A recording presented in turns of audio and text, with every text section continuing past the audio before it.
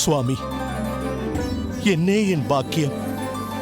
எங்கோ அற்ப சுகங்களே பேரின்பம் என்ற மாயையில் அமிழ்ந்திருந்த என்னை மீட்டு அரங்கனின் பாதம் சேர்த்த உமக்கு என்ன கைமாறு செய்வேன்?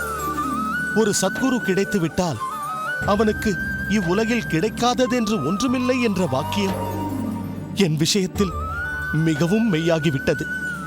தூதுவளை கீரையை சமைத்து தந்து என் நாவை அடிமையாக்கிய தாங்கள் இன்று அரங்கனின் தூதுவராக வந்து என்னையே அவருக்கு அடிமையாக்கி விட்டீர்கள். நான் ஏதேனும் பிழையாக பேசியிருப்பின் தாங்கள் தயை கூர்ந்து என்னை மன்னிக்க வேண்டும் சுவாமி. என் கண்களை திறந்து எனக்கு நல்வழி காட்டிய தங்கள் பொற்பாதங்களுக்கு இந்த அடியவனை சமர்ப்பிக்கின்றேன். தயை கூர்ந்து என்னை ஏற்றுக்கொள்ளுங்கள். இனி நீரே எனக்கு ஆச்சாரியர். ஆள வந்தாரே சுவாமி, ஒரு சிறு விண்ணப்பம். மறுமுறை என்னை அப்படி அழைக்காதீர்கள்.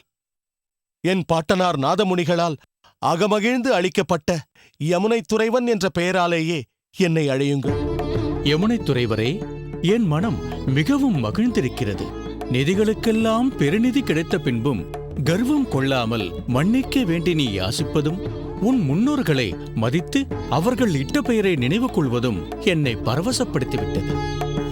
அதாவது ஆச்சாரியனுக்கு உண்டான பரிபக்குவ நிலை உனக்கு வந்துவிட்டது. எனவே இன்றிலிருந்து நான் உனக்கு ஒரு அடைமொழியை இந்த அரங்கன் சன்னதி முன் அளிக்கிறேன்.